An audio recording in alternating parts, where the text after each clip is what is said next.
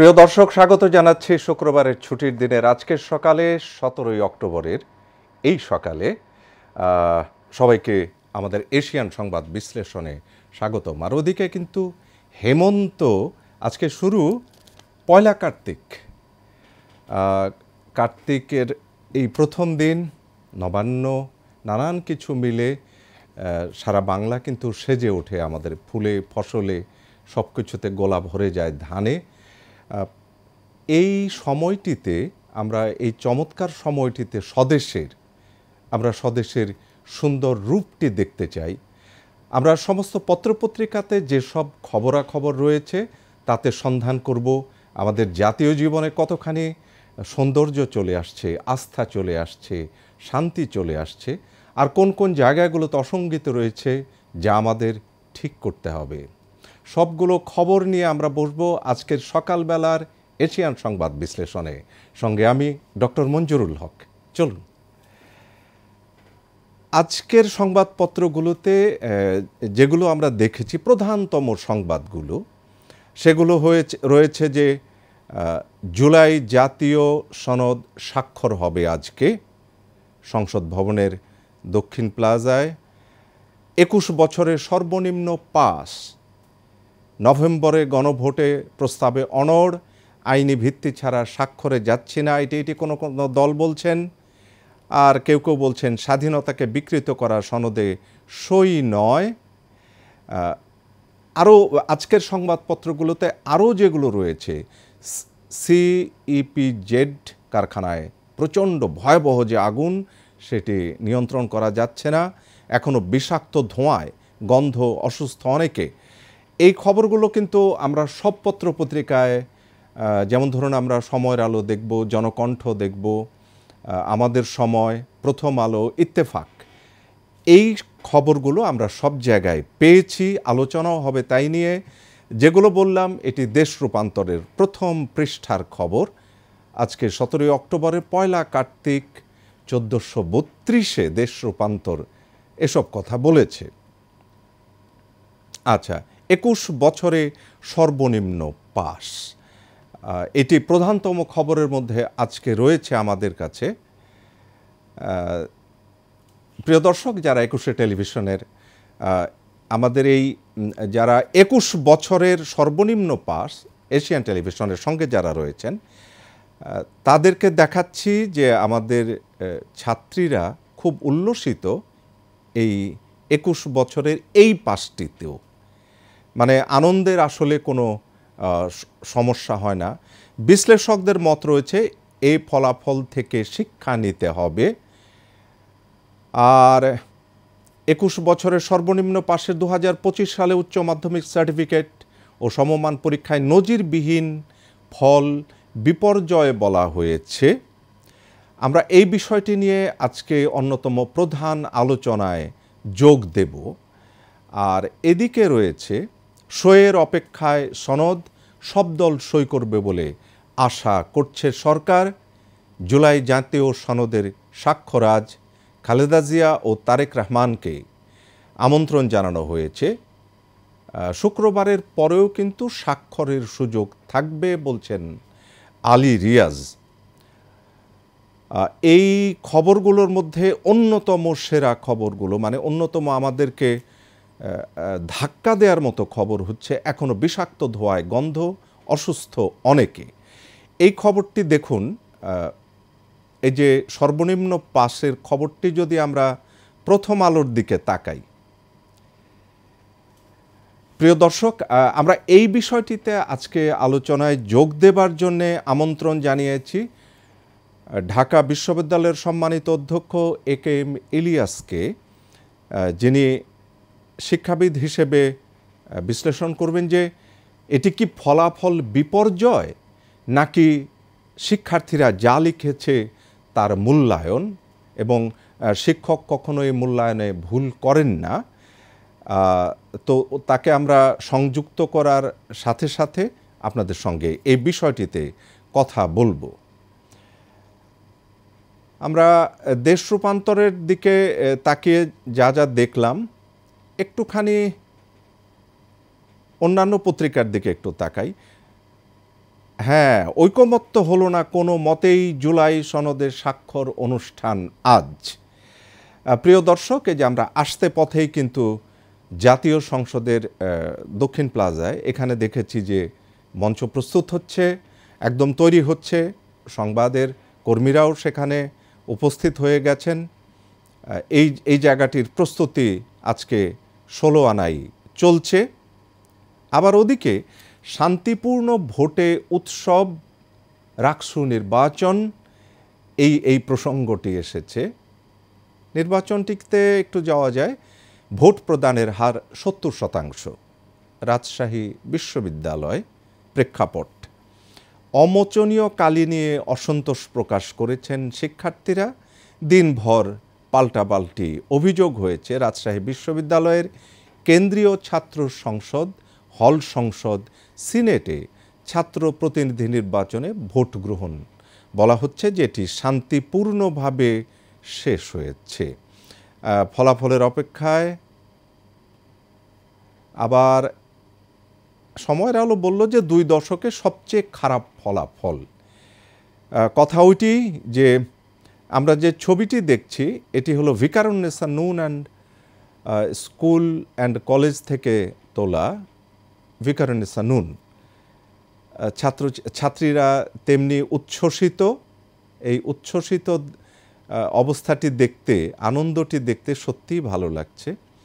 আবার ওদিকে পত্রিকাটি বলছে যে ঐক্য হলো না কোনো মতেই জুলাই সনদ স্বাক্ষরের জন্য। আর এইদিকে আইনি ভিত্তি ছাড়া সনদের স্বাক্ষর করবে না এনসিপি।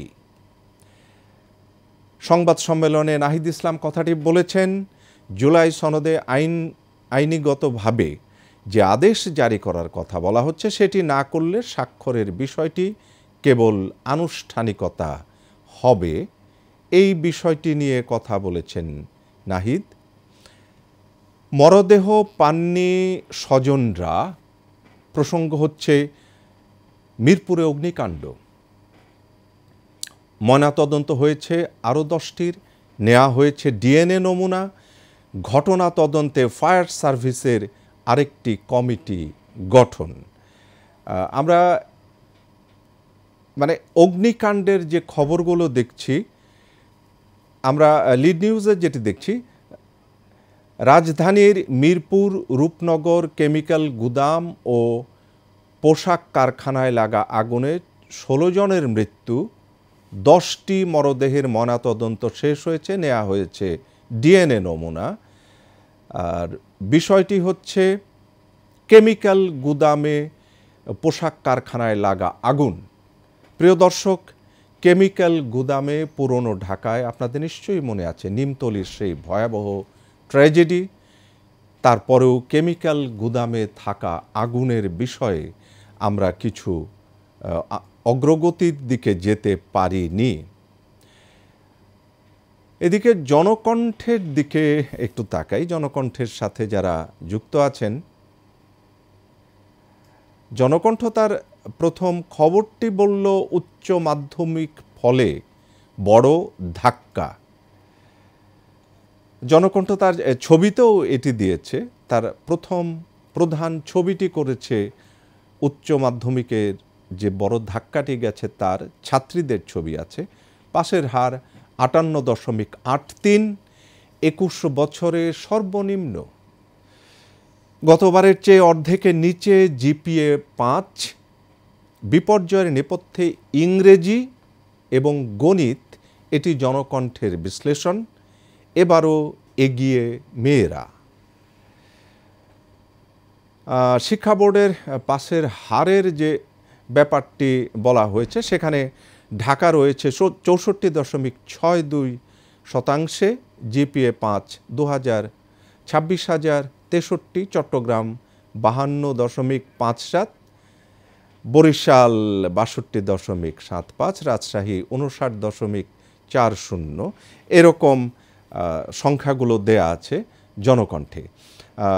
প্রিয় দর্শক, আমরা জনকণ্ঠের মধ্যে আছি, অন্যান্য পত্রপত্রিকায় যাব। আমরা জনকণ্ঠের কথাতে ছিলাম। উচ্চ মাধ্যমিকের ফলে বড় ধাক্কা, এই সংবাদটিতে আমরা ছিলাম। এবং আমরা বলেছি যে আজকের সমস্ত পত্রপত্রিকায় এই খবরটি একের প্রধানতম খবরে পরিণত হয়েছে। আমরা ঢাকা কলেজের সম্মানিত অধ্যক্ষ শিক্ষাবিদ তার সঙ্গে আমরা কথা বলবো। তো এই সময়টিতে আমরা যুক্ত হচ্ছি AKM ইলিয়াস, সম্মানিত অধ্যক্ষ, ঢাকা কলেজ, তার বিশ্লেষণে আমরা যুক্ত হচ্ছি। সম্মানিত অধ্যক্ষ, আপনাকে স্বাগত জানাচ্ছি এশিয়ান সংবাদ বিশ্লেষণে আজকের সকালে। ধন্যবাদ। সমগ্র পত্রপত্রিকাতে যা আমাদের হাতে আছে তার মধ্যে অন্যতম প্রধান খবর হচ্ছে উচ্চ মাধ্যমিকের ফলাফল। কেউ কেউ বলছেন এটি বিপর্যয়, কেউ কেউ বলছেন এটি মূল্যায়ন সঠিকভাবে, কেউ কেউ বলছেন এটি বড় ধাক্কা। যে জনকণ্ঠ বলছে যে একটি আমাদের জন্য একটি বড় ধাক্কা। আপনার বিশ্লেষণটা একটু জানতে চাই।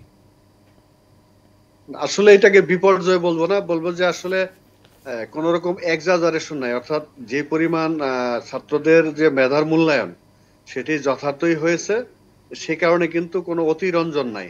আগের সময়গুলাতে এই ফলাফলের মধ্যে অতিরঞ্জন থাকতো, অর্থাৎ নির্দেশনা এরকম থাকতো নাম্বার যাতে বেশি দেয়া হয়। এবারে সেরকম কিছু হয়নি। আর আরেকটি প্রভাব আছে, সেটি হলো 24শে গণ অভ্যুত্থানের পরে ছাত্রদের মনোজগতে কিছুটা পরিবর্তন হয়েছে। লেখাপড়ায় মনোযোগিতা যেটা ছিল সেটার মধ্যে কিছুটা ঘাটতি ছিল, সবকিছু মিলে এরকম অবস্থা। তবে এটাকে বিপর্যয় বলবো না, কারণ আগের সময়গুলোতে এই পরীক্ষার নম্বর দেওয়ার ক্ষেত্রে অনেক রকমের এক্সাজারেশন থাকতো, অর্থাৎ বোর্ডের নির্দেশনার মধ্যেই অতি মাত্রায় নম্বর দেওয়ার একটা প্রবণতা ছিল, যেটি এইবারের একেবারেই ছিল না। এবং এটাকে বলবো যথার্থ মূল্যায়নের ফলেই এই ফলের এই অবস্থাটা, প্রকৃতপক্ষে এটি মূল্যায়ন যথার্থভাবে হয়েছে বলেই বলবো। অধ্যক্ষ AKM ইলিয়াস, যদি রাষ্ট্রীয়ভাবে এটি মনে করা হয় যে আমাদের পাশের হার বাড়াতে হবে, মানে যেভাবেই হোক নম্বর বেশি দিয়ে দিতে হবে, এই যে নম্বর বেশি দিয়ে দিয়ে পাশ করানোর যে প্রবণতা, এটি জাতীয় জীবনে, আন্তর্জাতিক জীবনে, ছাত্রছাত্রীদের জীবনে কতটা ক্ষতিকর বলে আপনি মনে করেন?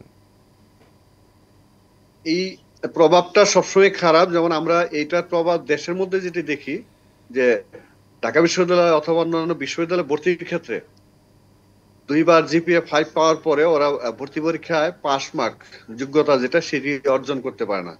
তো সেটিকে আমরা বলি যে আসলে যে অতিরঞ্জনের বিষয়টা। সেই জন্য যথার্থ মূল্যায়ন হলে তারা পরবর্তী পর্যায়ে আর এই বিপর্যয়ের মধ্যে পড়বে না। তো সেই জন্য সবসময় মূল্যায়নটা, মেধার মূল্যায়ন যথার্থ হওয়াটাই যৌক্তিক। না হলে তারা পরবর্তীতে আর আগানোর ক্ষেত্রে তারা বাধাগ্রস্ত হয় নিজেরাই। কেননা তাদের ওই মূল্যায়নটা প্রকৃত ছিল না বলেই তারা পরবর্তীতে ভর্তির ক্ষেত্রে বা অন্য কর্মক্ষেত্রে যেখানে যাক অথবা পড়াশোনায় যাক, তাদের মধ্যে প্রকৃত মেধার যে প্রকাশ সেটি তারা করতে পারে না। অর্থাৎ তার মধ্যে একটা অতিমাত্রা উচ্চাকাঙ্ক্ষা থাকে, সেই কারণে তারা প্রকৃতভাবে পরবর্তীতে কাজে লাগাতে পারে না তার মেধাটা। আর বর্তমানে যেটি এইবারে যেটি হয়েছে, আমি মনে করি যেটি যে এই প্রকৃত মেধার মূল্যায়নে সে নিজেকে তুলে ধরতে পারবে যে তার প্রকৃত অবস্থানটা কি। আর ফলাফলে যেটা আমরা অতিরঞ্জন করে যেভাবে আগে প্রকাশ করেছি, তাতে আমাদের পাশের হার বেড়েছে, কিন্তু এটা প্রকৃতপক্ষে আমাদের শিক্ষার অগ্রগতি হয়নি, যার জন্য আমাদের পরবর্তী পর্যায়ে তারা ঝরে পড়ার হার অনেক বেশি ছিল। এখন এরা যেখানে শিক্ষার তার পরবর্তী স্তরে যাবে, তারা প্রকৃতপক্ষেই যথার্থভাবে কাজে লাগাতে পারবে। ধন্যবাদ। এক্ষেত্রে একটি বিষয়ে খুব প্রশ্ন উঠেছে যে তাহলে পড়াশোনার মানটা আমাদের কি একটু নেমে গেছে, অথবা শিক্ষকের দায়িত্বে কি কোনো রকমের আরও কিছু করার দরকার ছিল বলে আপনি মনে করেন? শিক্ষকের দায়িত্ব না, শিক্ষকের দায়িত্ব যেটা, সেটা তো সবসময় আরো বেশি গুরুত্ব দেওয়া উচিত। কেননা শিক্ষার্থী এই মানের ক্ষেত্রে যেটি হবে, তাদের চর্চাটাকে আরো নিবিড় ভাবে নিয়ে আসতে হবে। কারণ তার চর্চা যত ভালো হবে, সেই পর্যবেক্ষণটাই হলো শিক্ষকের, এবং ছাত্রদেরকে উদ্বুদ্ধ করা, যাতে তারা তাদের এই পড়াশোনার যে নিবিড় পরিচর্যা সেটির মধ্যে থাকে। কেননা বর্তমানে আমাদের আধুনিক যুগের যে আদার যে ফ্যাসিলিটিস গুলা, সেগুলা শিক্ষা থেকে অনেক সময় দূরে নিয়ে যায়। অর্থাৎ মোবাইল, ইন্টারনেট এগুলা থেকে তারা অনেক কিছু শিখবে, পাশাপাশি তারা শিক্ষার যে অগ্রগতি সেটির জন্য তাদেরকে উদ্বুদ্ধকরণের কাজটি শিক্ষক এবং পরিবার করতে হবে।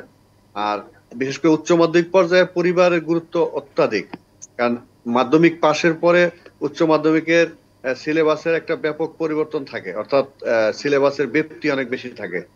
এই ক্ষেত্রে ছাত্রদের অনেক বেশি গুরুত্বের সাথে পরিচর্যায় থাকতে হবে। যদি নিবিড় পরিচর্যা অত্যধিক না হয় তাহলে তাদের এই ফলাফলে বাধাগ্রস্ত হয়, বিপর্যস্ত হয়, সেই সমস্যাটা সর্বক্ষেত্রে। তো সেই ক্ষেত্রে আমাদের শিক্ষক এবং পরিবার যৌথ উদ্যোগে এই কাজগুলা করতে হবে, ছাত্রদেরকে পড়াশোনার নিবিষ্ট রাখতে হবে। এদিকে সমকাল পত্রিকা তার লিড নিউজে বলেছে, মূল্যায়ন পদ্ধতি দুর্বল, ভিতে বিপর্যয়। 9 সাধারণ বোর্ড পাশের হারটি দেয়া আছে, মাদ্রাসা বোর্ডের, কারিগরি বোর্ডেরও দেয়া আছে। মাদ্রাসা বোর্ডে এগিয়ে রয়েছে 75.61, সাধারণ বোর্ড 57.12%, কারিগরি 62.67। একটু যেটি এখানে বলা হয়েছে যে দুর্বল, ভিতে বিপর্যয়, আমরা কি শিক্ষার্থীদের ভিতটি শক্তিশালী করতে পারছি না? সম্মানিত অধ্যক্ষ, আমাদের শিক্ষা ব্যবস্থায় সবচেয়ে শক্তিশালী হওয়া উচিত প্রাইমারি, মাধ্যমিক এবং তারপরে আস্তে আস্তে উপরে। কারণ প্রাইমারি শিক্ষাটাই হলো তাদের ভিত্তি গড়ে দেয়। সেখানে আমাদের যদি কোনো দুর্বলতা থাকে সেটা কিভাবে সংশোধন করা যায় সেটার দিকে নজর দিতে হবে। তারপরে মাধ্যমিক এই জায়গাটায়, তারপরে উচ্চ মাধ্যমিক। তো নিচের থেকে যদি তারা গড়ে উঠতে পারে সঠিকভাবে, উপরে গিয়ে তাদের আর কোনো সমস্যা হওয়ার সুযোগ থাকে না, সুযোগ নেই। আমাদের নিচের পর্যায়টি আমাদেরকে অনেক বেশি গুরুত্বের সাথে শক্তিশালী করতে হবে। সম্মানিত অধ্যক্ষ AK ইলিয়াস, ঢাকা কলেজ, আপনি এশিয়ান সংবাদ বিশ্লেষণে যোগ দিয়ে আমাদেরকে উপকৃত করেছেন, সবার কাছে আপনার কথাটি পৌঁছে গেছে। আপনাকে অসংখ্য ধন্যবাদ এবং অভিনন্দন জানাচ্ছি এই ফলাফলের জন্য। আপনার কলেজের ফলাফলও আমরা দেখেছি, অভিনন্দন আপনার জন্যে। শুভ সকাল। প্রিয় দর্শক, আমরা কথা বলছিলাম ঢাকা কলেজের সম্মানিত অধ্যক্ষ AK ইলিয়াসের সঙ্গে এবং তার মূল্যায়ন শুনছিলাম। আমরা প্রায় অনুষ্ঠানের শেষ পর্যায়ে, চলুন একটু প্রথম আলোর দিকে তাকাই। প্রথম আলো এই খবরটি দিয়েছে, ফল বিপর্যয়, তবে বলেছে শহরে পাস বেশি। রাজুক উত্তরা মডেল কলেজের একটি ছবি দিয়েছে প্রথম আলো। আর ওদিকে যে মঞ্চ তৈরি হচ্ছে যে এনসিপিকে রাজি করাতে সরকারের নানা প্রচেষ্টা, প্রেক্ষাপট হচ্ছে জুলাই সনদ, এটির আজকের স্বাক্ষরের বিষয়টি। আর ওদিকে 44 বছর পর চাকসুর নেতৃত্বে শিবির, চট্টগ্রাম বিশ্ববিদ্যালয়ের খবর। হাতে কালের কণ্ঠ আছে, দেখুন কালের কণ্ঠের খবরটিও। জুলাই সনদে সই আজ, দ্বিধাদ্বন্দ্বের আবহে প্রত্যাশিত জুলাই, সেখানে সইয়ের কথাটি বলা আছে। আর এখানে বলা হয়েছে কালের কণ্ঠে, শিক্ষাঙ্গনে অস্থিরতায় ফল বিপর্যয়। কালের কণ্ঠ আবার এভাবে বিশ্লেষণ করেছে। একটি খবর আছে যে বিশেষ লেখার মধ্যে, সেনাবাহিনীকে সব বিতর্কের ঊর্ধ্বে রাখতেই হবে। এটি আমরা দেখলাম কালের কণ্ঠে। যুগান্তরের দিকে একটু তাকাবো, আমাদের সময় একেবারে প্রান্তে। যুগান্তর বলছে, অনিশ্চয়তার পথে রাজনীতি, জুলাই সনদ স্বাক্ষরের প্রেক্ষাপটে ইংরেজির ধাক্কায় ফল বিপর্যয়। এই যে যুগান্তরের আবার এই বিশ্লেষণটি আছে। প্রিয় দর্শক, আপনারা জানেন যে নানান ধরনের পত্রিকার বিশ্লেষণ না জানলে, না হাতে না আসলে কিন্তু মূল খবরটি আসলে পাওয়া মুশকিল হয়। এইচএসসি ও সমমান পরীক্ষার ফল যে বিষয়ে রয়েছে, রাকসুতে শান্তিপূর্ণ ভোট, এই খবরটিও রয়েছে আমাদের সামনে। প্রিয় দর্শক, কিছু ভালো খবর, কিছু অসঙ্গতিমূলক খবর, সব কিছু নিয়েই একেবারে শেষ পত্রিকাটি আমাদের সময়। মতানৈক্যের মধ্যেই আজ সনদ স্বাক্ষর, আগুনের তীব্রতার কাছে অসহায় ফায়ার সার্ভিস। এই যে সেই আগুনের খবরটি, শিক্ষা ব্যবস্থাপনার মূলে সৃষ্ট গভীর ক্ষত উন্মোচিত। চলুন আজকে প্রিয় দর্শক, সবগুলো কথা মোটামুটি আমাদের জাতীয় জীবনের জাতীয় খবরগুলো যা যা আছে একটু জানাতে চেষ্টা করেছি। আমাদের শিক্ষা ব্যবস্থার দিকে কিন্তু তাকাতেই হবে। ভিতটা কোনো না কোনোভাবে দুর্বল হয়ে আছে। যেখানে গাছের শেকড় যদি দুর্বল হয়, ফল তো পাওয়া যাবে না। যাচ্ছি আজকে, আগামীকাল আবারও কথা হবে এশিয়ান সংবাদ বিশ্লেষণে। সবার জন্য শুভকামনা, শুভ সকাল।